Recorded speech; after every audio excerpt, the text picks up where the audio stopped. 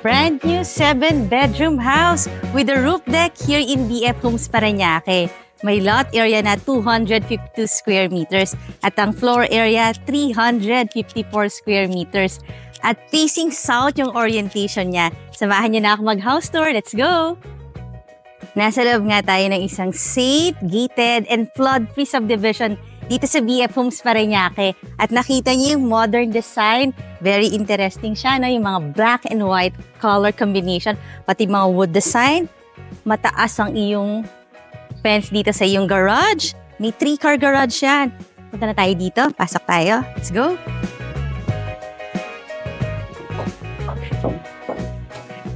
At para sa inyo nga na hindi pa ako kilala, my name is Eva and I am your real estate broker friend na pwede nyo na ako kagad tawagan kung interested nga dito sa house na to. Meron siyang garden at ito nga ay full grass. Parang totoo. Pero ang dali lang kasi nitong i-maintain. Hindi mo na nga kailangan diligan. Pero meron ka namang totoo mga plants dito. Ayan, meron kang puno. Tapos ito mga dracena. Tapos napansin nyo medyo mataas yung kanyang fence para may privacy dito sa iyong garden. Tapos meron kang mga steps sa punta dito sa iyong side of the house na mataas rin yung fence. Aside sa mga concrete fence mo, meron ka pang mga grills doon. At hanggang doon yung ating garden or side garden. Mamaya punta tayo doon sa backyard. Punta naman tayo dito sa iyong garage. Ayan, madadaanan natin itong covered porch. At meron kang 3-car garage na fully covered. Pwede kang maglagay dito ng SUV. Tapos dito maganda 2 sedan para kasya talaga sila. Tapos meron ka uling side garden naman dito. At just the same, it's full grass. Pero dito sa mga nakikita niyong plants na ito, mga totoong halaman. At mataas din yung fence dito. Pero ito naman puro concrete fence. Punta tayo doon. Parang na-appreciate ko yung mga full grass na to. Kasi kahit malilim, hindi yan mag-color change. As in, green lang siya, evergreen. Tapos, ito, ang dami mo rito mga plants. Tapos, ito na yung pinakalanay. Covered lanay naman siya. And this is your garden again. Ang ganda ng space planning kasi 252 square meters and yet ang dami mong mga garden space. At maganda ang iyong privacy, ang iyong security. Kasi nga mataas yung fence tapos may mga grills pa doon. Punta na tayo sa main door para mapasok na natin ang future house mo. Yung fully covered garage mo, maganda yung ceiling made of woods. Tapos, syempre, naka-tiles na. At pagbaba mo ng sasakyan, ito na kagad yung iyong main door. So, hindi ka mababasa, hindi ka maiinitan. At malaki ang iyong main door. Meron pa ritong glass. Bago natin yung pagpatuloy ang ating house tour, request ko rin na i-click mo na yung subscribe button ng ating channel na Home Search Philippines para updated ka lagi sa mga videos ng magagandang bahay. Pasok na tayo! Welcome to your beautiful house na may double height ceiling. Ito kaagad yung napansin ko pagpasok ko. Kasi nga parang grande ang mga bahay kapag double height yung kanyang ceiling at na-emphasize pa yan ng kanyang chandelier. Tapos dito meron ka ng media wall. So itong buong to, meron siyang wood design na wall. Tapos may mga blinds ka na dito sa iyong mga window. Ay, doon pala siya. Ayan. So, parang ready na tong bahay na to, no? Fully air-conditioned living room. Tapos dito, meron ding wood design dito sa wall at meron kang pwedeng gawing ground floor bedroom. Pasukin natin to. May day bed. Fully air-conditioned room.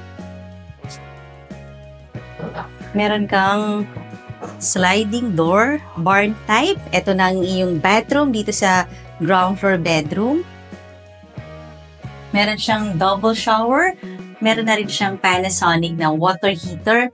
Double din to as a powder room. Kaya meron pang isang door dito. Mga UPVC ang iyong sliding door. Mga good quality. Tapos, meron ditong fluted panel na design. Pero nahihila siya kasi siya ay isang pwede mong gawing storage room dito sa ground floor. Pero nandito na rin yung circuit breaker. Tingnan natin. Ito na yung mga circuit breaker mo. Tapos ito, storage pa rin. So, useful lang yung under the stairs. Hindi lang siya obvious, pag naka-close yung door. Tapos ito, yung na-mention natin kanina, na double na siya as powder room. Itong bathroom ng ground floor bedroom. And very nice talagang space planning. Kasi talagang nakahiwala yung iyong dining area na meron ng 8-seater dining set. At ang ganda ng chandelier kahit naka-plastic pa siya. Kasi nga brand new house, kaya brand new rin lahat ng mga lighting fixtures, yung mga gamit na nakita nyo dito. All brand new. At regular yung size and shape ng iyong dining area na accessible dito sa pinuntahan natin kanina. Yung ating covered lanai, kita mo dito yung iyong mga plants. Ito naman maganda rin yung wall kasi ito may tile siya, gray, tapos merong mirror na bronze. So, nakaka-magnify siya ng space. Tapos maganda yung bronze, no? Para may dating din siya. And this is the dining area that opens to a beautiful kitchen na regular din yung size. At malaki ang dami mo rin mga cupboards na mga soft close. Ito yung mababa yung abot ko. Tapos even yung mga nasa taas niyan also cupboards. So ang dami mong storage para sa mga kitchen appliances mo or mga things mo dito sa iyong kitchen. Meron ding window, may screen na. Awning type. Ito, movable yung iyong faucet. Tapos, dito ka pwedeng maglagay ng mga rice cooker kasi yan, may mga outlet dito. Ito, mga food pantries na to. And, tingnan natin yung under the sink. Ayan, meron kang grease trap. Tapos, ito may mga pull-out basket. So, yung nalagyan mo ng mga plates. Yan siya. Yan o. Mga pull-out basket. So, ang dami mo pong countertop here na pwede mong pagpatungan ng lahat ng mga pwedeng coffee maker, ng mga oven toaster. Ayan, may mga outlet naman dito sa lahat. Tapos, ito na yung serve as your breakfast nook or bar. Meron kang mga cute na lighting fixtures. Tapos, meron ka pang high chair. O, dalawa yung nilagay nila dito. So, nice kitchen. Actually, ganda ng space planning. Talagang regular yung mga spaces. Talagang nakahiwalay siya. Kaya, alam na alam mo na ito yung dining area. Tapos, fully air-conditioned din siya, ha? Yung iyong living, dining. Yan, may AC na. Tapos, meron ka ditong door. At ang door niya talagang glass. So, alam mo pag may papasok or may lalabas. Ito na yung pinaka-daily kitchen and fully covered siya. So, hindi mababasa ang mga gamit mo rito kung maglalagay ka ng washing machine dyan. Tapos, ito, meron ka uling mga gate. Tapos, papunta to sa garden. O, diba? Highly secure ng iyong house. Ayan. May grass ka dyan and useful lang to. Ito na yung helper's room. Ayan, meron siya own bathroom. At ang taas ng ceiling ng helper's room mo. Medyo malaki na rin. Nandito lang yung mga boxes. Pero pag nilagyan niya ng double deck, medyo may space pa siya. Tapos meron din siyang window na may blinds. Paglabas ng iyong helper, ito ang kanyang daily kitchen. May malaki siyang sink. May mga cabinet pa dito. Tapos another gate. Ayan, may mga grills para naman papasok yung air, para may ventilation dito sa iyong daily kitchen. Tapos kung naalala nyo, nagpunta tayo dun banda kanina. So meron tayong mga steps dito. Ito nga yung na-mention ko na mataas yung fence, meron pang grills, at may mga plants. I think ito yung booster pump, water tank, ayan, pressure tank. So malakas ang iyong water pressure sa lahat ng mga shower sa iyong mga rooms. Sa mga bathrooms. Pasok na ulit tayo.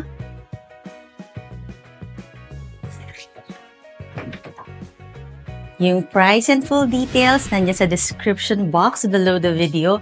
At meron nga itong total of 7 bedrooms. Bago natin akyatin ang yung second floor, request ko rin na i-like mo na yung Facebook page ng Home Search PH para makita mo yung pictures nito at marami ka pang makitang nice houses. At na tayo!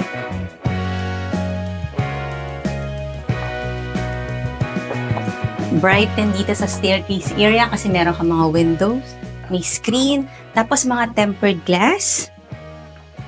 Nandito na tayo sa second floor. Merong 3 rooms dito. And look at the open to below. Kitang-kita mo ang iyong living space at ang iyong magandang chandelier. O diba, ang grande ang bahay kapag double height yung ceiling. Tingnan natin yung mga bedrooms dito sa second floor. Meron ditong 3 rooms.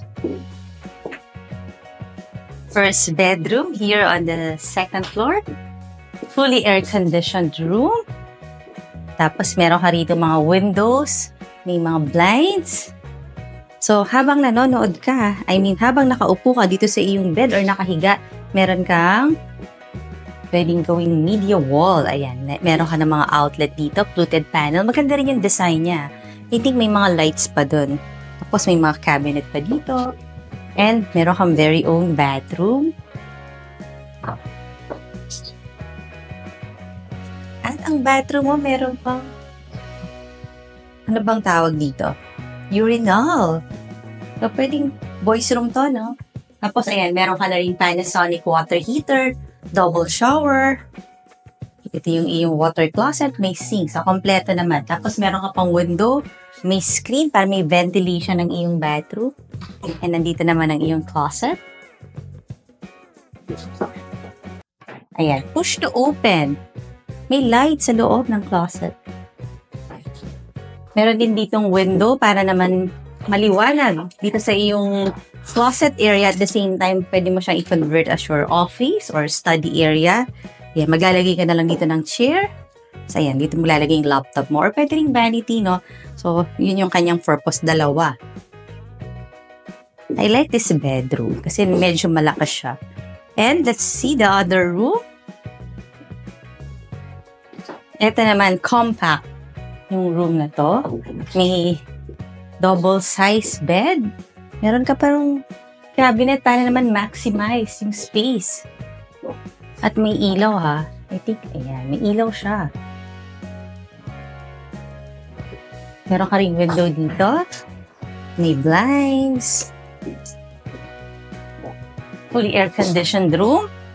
Just the same, meron kang push to open na cabinet na may ilaw. Kita niyo, may mga LED siya dito sa loob ng iyong cabinet. Para naman pag may kukunin ka, ayan, hindi ka makukuha mo agad kasi nga very bright ang interior ng iyong cabinet. Tapos dito meron uling blind. Okay. Meron ka ritong fixed window para naman maraming natural light na papasok sa iyong bedroom. Tapos merong very own bathroom. Napansin ko lahat ng bathroom, double shower, tapos meron ng Panasonic na water heater.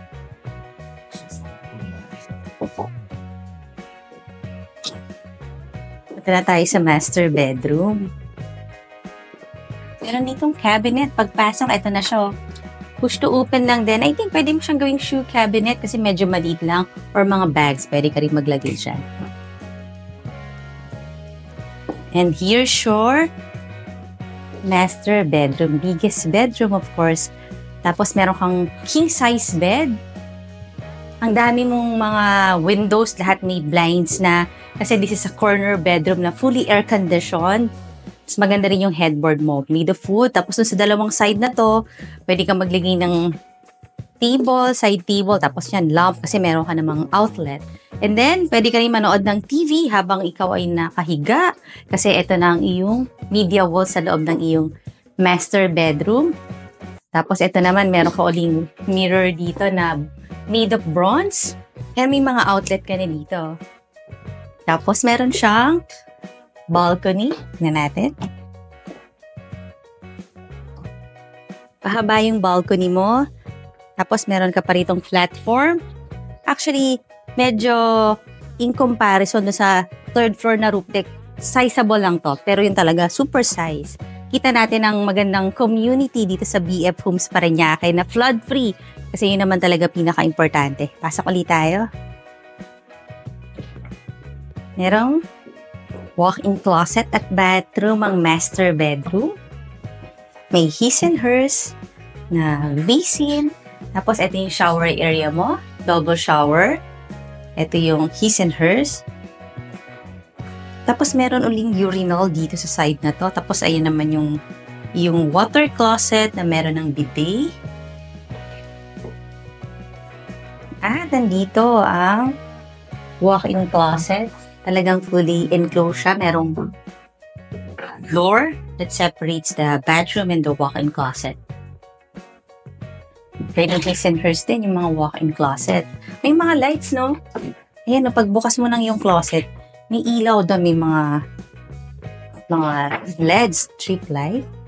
Medyo pahaba ito. Fully air-conditioned din yung iyong walk-in closet. O, di ba? Ang nice. Meron kang inverter AC. Dito pwede ka nalang maglagay ng mirror. Tapos dito mo naman ilalagay yung mga bags mo. Marami ka rin namang mga cabinets. I think may mga lights lahat. Let's go.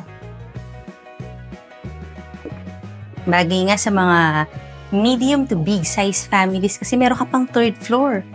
At na tayo. Bright house talaga to kasi meron ka doong fixed window na kapag nakabukas yung blind, syempre ang liwanag dito sa buong third floor. May dalawang bedrooms dito sa third floor. Ito yung isa na napaka liwanag at malaki I think pwede mo siyang i-convert as your entertainment room. Meron ka rin ditong media wall, may outlet, may AC, may window. Pwede rin itong gawing bedroom kasi parang ito yung space para pwede kang maglagay ng king size bed. Tapos ang liwanag nga kasi ito na ang sinasabi kong roof deck. Actually, isa sa pinakamagandang part ng bahay na to is yung roof deck niya. Labas tayo. O, diba? Ang laki ng roof deck. Siguro pag mga hapon, masarap mag-chill dito.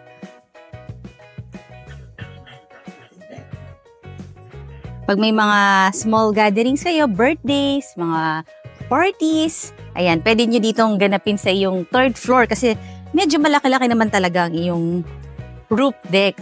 Tapos itong roof deck na to, mag-e-extend pa siya up to here. So may access ito dito sa isa pang bedroom. Since 2 bedroom tayo dito sa third floor. Tapos, parang siyang wrap around. Wrap around nga talaga siya. Na roof deck. Up to here po, Kita niyo yung mga fascia board natin, mga wood yung style niya. So fully covered itong ating side of the roof deck dito. Medyo mataas tayo. Siguro pag New Year maganda rito kasi makita mo yung mga fireworks ng neighbor. Tapos ito yung access papunta dun sa mga bedrooms. Dito tayo pumasok. Kaya sa mga home searchers natin dyan na gusto nyo ng malaking space, o diba, ang laki talaga ng roof deck. Tapos may access siya dito. Meron ditong bathroom. Common bathroom for the 2 rooms. Pwede siyang powder room.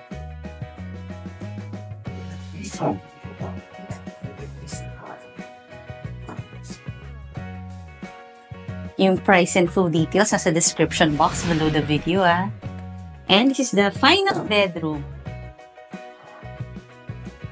Pwede mo rin itong gawing office, pwedeng den, fully air-conditioned, may mga blinds, may mga cabinets na rin dito, tsaka dito sa side na to.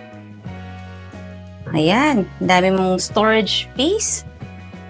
Pero mas type ko talaga itong isang room na to. Dito tayo. Very nice house. Kaya kung interested ka na rito, pwede mo na akong tawagan. Nandyan lang yung number ko sa description box. At kung ikaw nga ay seller at may property ka na gusto mong ma-feature dito sa ating YouTube na Home Search Philippines, tawagan mo lang ako para mabenta na natin yan. Ngayon naman, request ko na i-click mo na yung subscribe button ng ating channel na Home Search Philippines and I will see you on the next video.